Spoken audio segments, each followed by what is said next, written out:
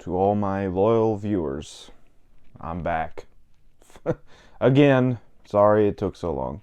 Ghostbusters Frozen Empire is a brand new 2024 film directed by Gil Kenan, starring McKenna Grace, Paul Rudd, Dan Aykroyd, Bill Murray, Ernie Hudson, Carrie Coon, and I'm a huge Ghostbusters fan. Pretty much my entire life, at least as far as I can remember watching film, I watched the first two Ghostbusters on repeat when I was a kid, and for years and years and years, I always wanted a Ghostbusters 3.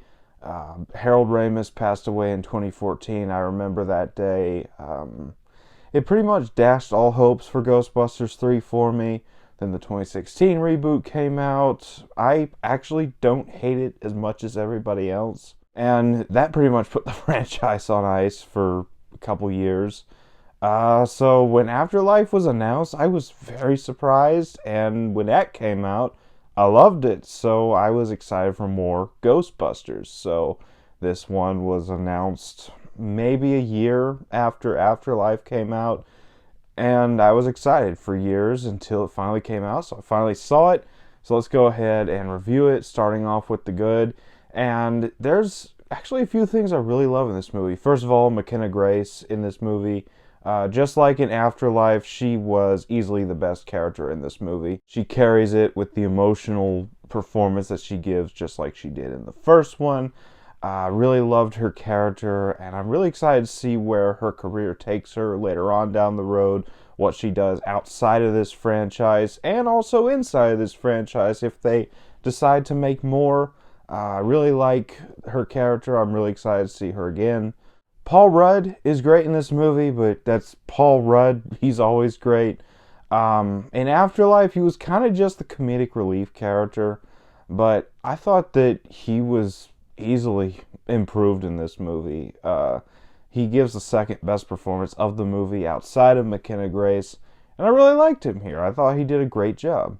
As for the returning originals, first you got Dan Aykroyd, easily the best performance of the returning originals here.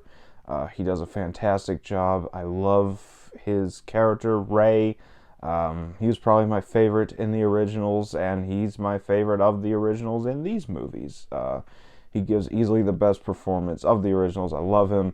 Then you got Ernie Hudson back as Winston, and I really love seeing him. Ernie Hudson's just an actor that never really took off like Dan Aykroyd and Bill Murray did, but I really like him. Every time he shows up in something, he's a fun presence, and he's no different here. I love him in the Ghostbusters movies, and this is probably my favorite performance from him as Winston. Then you have another new character played by Kumail Nanjiani. I really like Kumail Nanjiani. I thought he was great in this movie. He was a fun screen presence. Every movie I've seen with Kumail Nanjiani, he's always been a good screen presence. Even in movies I didn't like Eternals, I liked him in that movie. So I liked him here as well. I thought he had a really interesting character arc and a really interesting connection to the main villain, which I'll talk about here in a minute.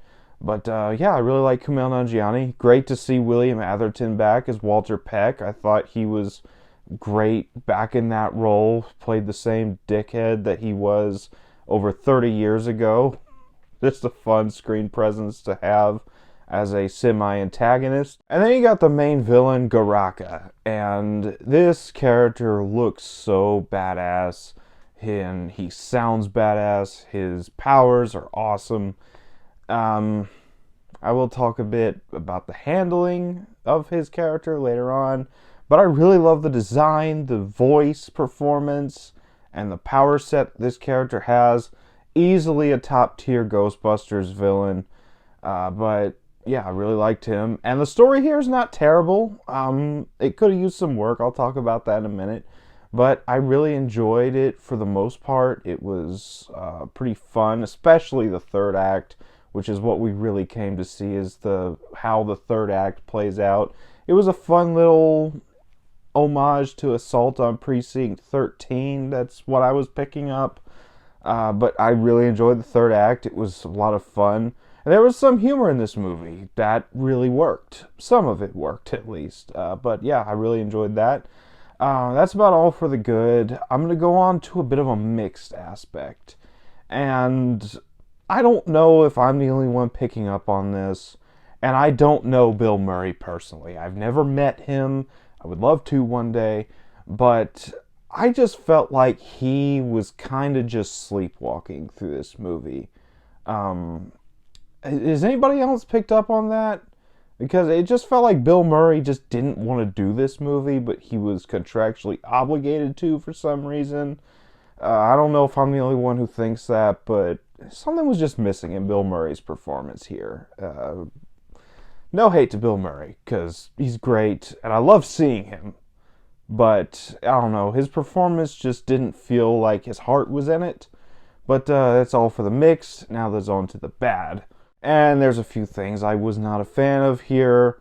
First of all, none of the other characters in this movie were really given anything to do.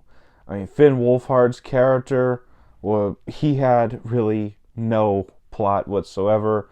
Lucky, who was Finn Wolfhard's love interest in Afterlife, she's just kind of there. She doesn't do anything. Slimer is pretty much just in there for a nostalgia bait. The mini puffs, even. I love the mini puffs. They're some of my favorites from the original. They're just kind of thrown in there for nostalgia. And Carrie Coon's character, she gets really nothing to do. And yeah, really none of the other characters are given much to do. And it was kind of disappointing to see some of the characters relegated to nothing to do. It was honestly a bit disheartening because Carrie Coon was great in Afterlife, and she's relegated to a almost nothing role in this one. Same with Finn Wolfhard, relegated to an almost nothing role here. But I don't know. Maybe I'm alone on an island with that, but I just wasn't a fan of the handling of most of the characters here. And like I said, Garaka is a very badass looking character, badass voice, badass powers. But they should have done more with this character. This could have easily been the most threatening villain that the Ghostbusters have faced so far, and he hardly does anything for most of the movie. And when he is set free, he goes on his rampage, he's defeated within 15-20 minutes. It was kind of disappointing to see that because, like I said, I was very excited for Garaka, but he barely does anything, so I was a little disappointed in that. And then, outside of the third act, most of the movie was a little boring to me.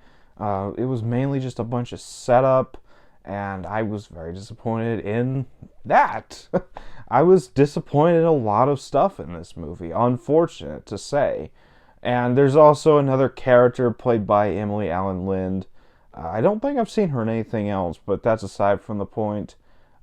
She plays like a ghost character who starts connecting with McKenna Grace's character, and she's given a good setup for a backstory that would have been very interesting to see, but they just don't expand on it. And I wanted to see more of that because I thought her character was interesting at first, but then they barely expanded on it and kind of ruined the setup for the character. But that's about all for the bad. On to the final thoughts.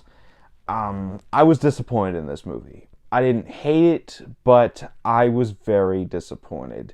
I am a big Ghostbusters fan, but this is easily one of the weakest of the franchise. Ghostbusters Frozen Empire is a very disappointing film in this franchise that I love, and I'm only going to be able to give it a 6 out of 10. So that was my thoughts on Ghostbusters Frozen Empire. Have you seen this movie? Let me know down in the comments what you thought about it if you have seen it. As always, if you enjoyed this video, don't forget to like, comment, subscribe, and I'll see you all next time.